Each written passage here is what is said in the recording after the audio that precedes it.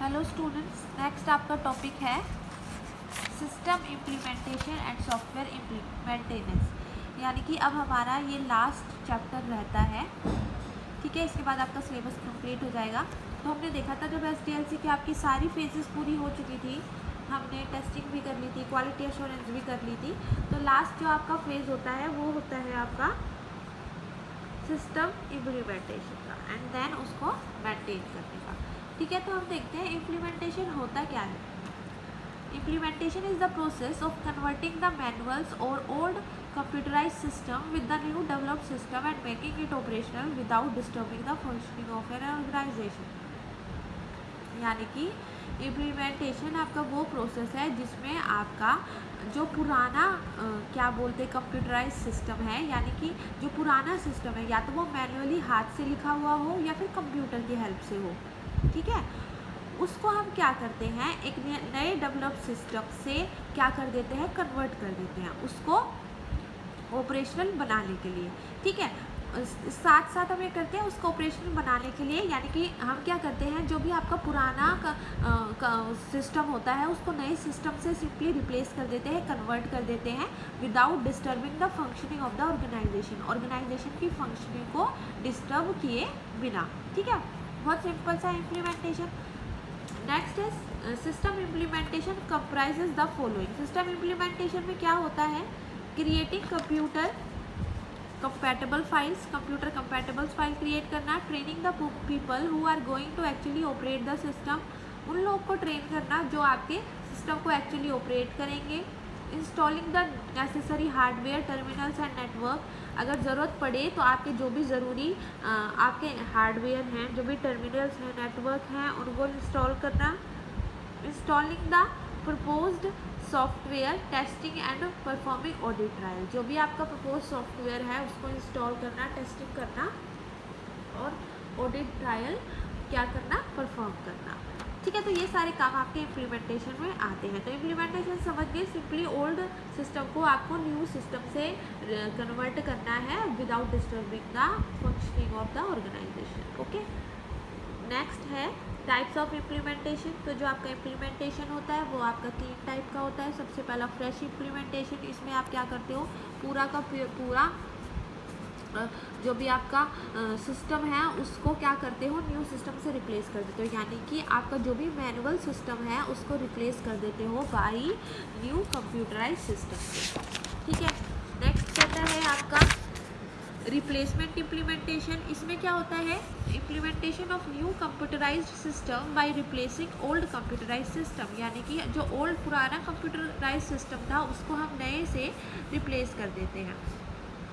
Next कहता है modified implementation. इसमें हम क्या करते हैं, implementation of modified computerise system by replacing old computerise system, यानी कि आपका जो पुराना कंप्यूटराइज सिस्टम है उसको हम मॉडिफाई कर देते हैं, उसमें थोड़े चेंजेस कर देते हैं, उसको हम क्या कहते हैं, मॉडिफाइड इम्प्लीमेंटेशन। नेक्स्ट है आपका प्रोसेस ऑफ इम्प्लीमेंटेशन। तो जो आपका ये प्रोसेस ऑफ इम्प्लीमेंटेशन है इसमें भी 2 पार्ट होते हैं, कन्वर्जन और ट्रेनिंग प्रोसेस। तो अब इनको हम डिटेल में पढ़ते हैं। सबसे पहला होता है कन्वर्जन। तो कन्वर्जन मैंने आपको बताया था क्या होता है, it is a process of changing old system to modified और न्यू वन, कि जो भी आपका पुराना सिस्टम है या तो वो मैनुअली हो या फिर आपका कंप्यूटराइज्ड हो, उसको हम न्यू सिस्टम से मॉडिफाई कर देते हैं, बदल देते हैं। या तो हम ओल्ड सिस्टम को मॉडिफाई कर देंगे या फिर हम उस ओल्ड सिस्टम को हटा के पूरे का पूरा न्यू सिस्टम ले आते हैं, इसको हम कहते हैं कन्वर्जन। ठीक है, कन्वर्ट कर देना। ठीक है, तो अब कन्वर्जन के भी कुछ प्रोसेस होते हैं। तो क्या प्रोसीजर्स होते हैं कि जब भी कन्वर्जन प्रोसीजर करोगे तो उसमें फ्लोइंग ऑपरेशंस आपको परफॉर्म करने होते हैं। सबसे पहला कि जब भी कन्वर्जन बिगिन करोगे, कन्वर्ट करना स्टार्ट करोगे, तो आपका जो भी प्रोजेक्ट प्लान है उसका रिव्यू होना चाहिए, इम्प्लीमेंटेशन प्लान होना चाहिए और साथ साथ सिस्टम की डॉक्यूमेंटेशन होनी चाहिए। ठीक है, उसके बाद the conversion portion of the implementation plan is ultimately approved, कि जो भी पार्ट आप कन्वर्ट कर रहे हो तो वो आपका अप्रूव्ड भी होना चाहिए हायर अथॉरिटी से। ठीक है, the conversion method to be followed is decided and initiated, कि जो भी आपका कन्वर्जन मेथड है उसको आपको डिसाइड करना है और इनिशिएट करना है, आपको ही स्टार्ट करना है, डिसाइड भी करना है। कि किस तरीके का मेथड आप लगाओगे, मॉडिफाइड लगाओगे, रिप्लेसमेंट लगाओगे या फ्रेश लगाओगे, ठीक है। उसके बाद कहते हैं the data in existing file is converted into form acceptable to the new system, यानी कि जो भी एग्जिस्टिंग फाइल में जो भी डाटा था उसको इस तरीके से कन्वर्ट करना है कि वो न्यू सिस्टम के लिए एक्सेप्टेबल हो जाए उसका फॉर्मेट, ठीक है। उसके बाद है next, output generated and operations by the new system are recorded on a special form, कि जो भी आउटपुट या जो भी ऑपरेशन न्यू सिस्टम में जनरेट होते हैं वो आपको एक स्पेशल फॉर्म में क्या करने हैं, रिकॉर्ड करने हैं, ताकि उस फॉर्म की हेल्प से आप फ्यूचर रेफरेंस कर सको, ठीक है। उसके बाद कहता है कि आप इन केस कोई भी प्रॉब्लम आ जाती है तो आप डायग्नोज कर सको, उसे करेक्ट कर सको। नेक्स्ट है the conversion is completed and plans for the post implementation review are prepared, कि जो भी आप कन्वर्ट कर रहे हो सिस्टम को वो आपका पूरा कंप्लीट होना चाहिए, नहीं आप उसको बीच में ही छोड़ दो, ठीक है। और उसके बाद आपको उसके पोस्ट इम्प्लीमेंटेशन रिव्यू भी प्रिपेयर करने हैं। तो ये जो पोस्ट इम्प्लीमेंटेशन रिव्यू होता है मैं बताऊंगी आगे क्या होता है, और रिव्यू के बाद आपको क्या करना है, अगर कोई भी मॉडिफिकेशन सजेस्टेड है तो उसे फिर इम्प्लीमेंट करना है, ठीक है।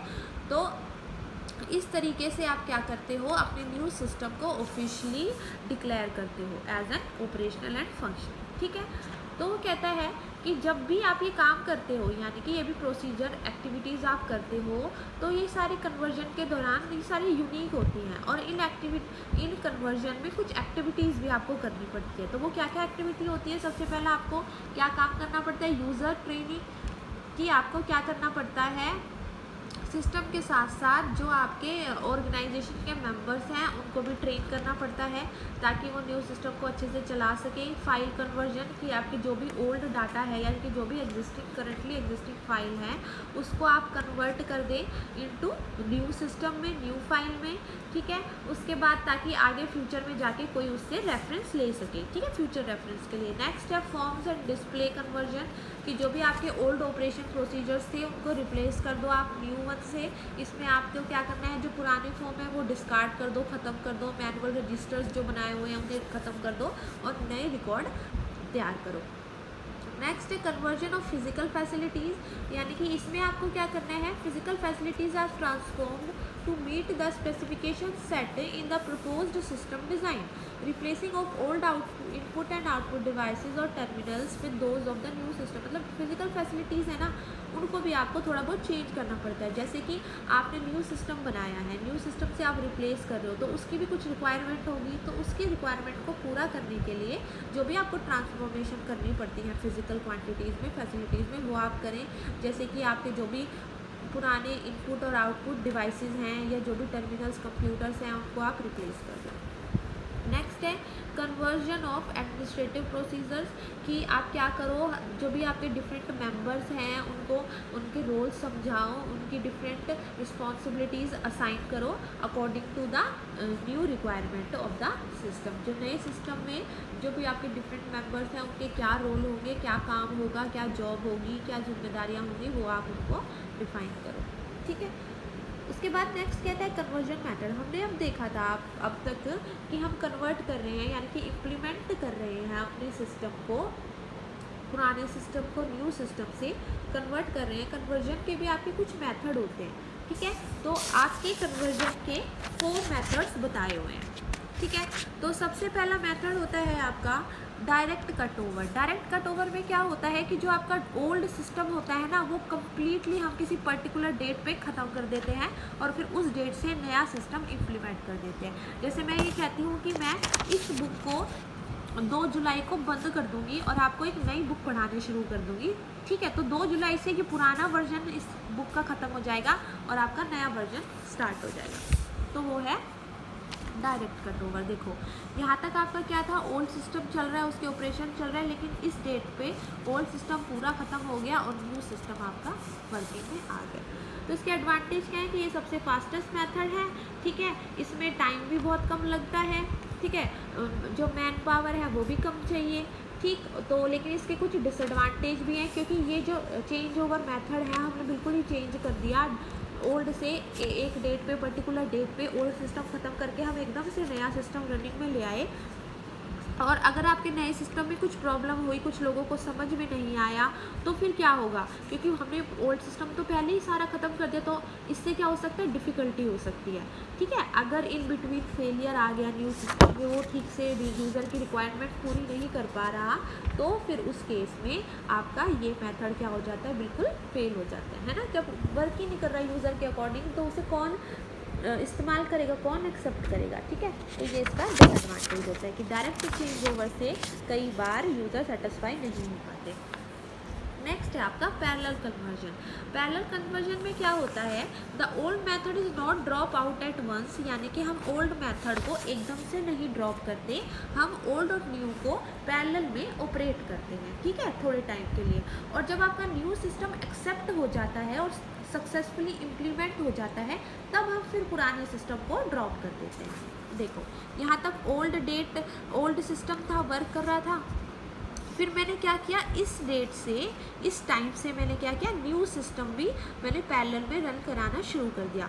तो देखो न्यू सिस्टम भी रन कर रहा है और ओल्ड सिस्टम भी रन कर रहा है, तो पैरेलल में रन कर रहा है। ओवरलैपिंग दिख रही है आपको पीरियड की between new system and old system. ठीक है, तो फिर मैंने जब देखा कि आफ्टर सम टाइम जो आपका न्यू सिस्टम है बहुत अच्छे से वर्क कर रहा है, तो फिर मैंने इस डेट से क्या करा, ओल्ड सिस्टम को पूरी तरह से ख़त्म कर दिया, और फिर न्यू सिस्टम यहाँ से मैंने ऑपरेशंस और न्यू सिस्टम स्टार्ट कर दिया। ठीक, तो वो कहता है इसका एडवांटेज क्या है, इसका एडवांटेज ये है कि हम दो सिस्टम को पैरेलल में रन करते हैं, तो अगर हमारे पास कोई प्रॉब्लम होती है तो हमारे पास बैकअप होता है ना, ओल्ड सिस्टम से कंसीडर कर सकते हैं। ठीक है, उसके बाद कहते हैं तो इसलिए ये मेथड क्या होता है, आपका ज़्यादा सिक्योर होता है। लेकिन डिसएडवांटेज क्या है, बहुत ज़्यादा टाइम कंज्यूमिंग है और बहुत एक्सपेंसिव भी है। एक्सपेंसिव तो है ही, दो सिस्टम को आप पैरेलल में रन करा रहे हो, सोचो कितना खर्चा होगा।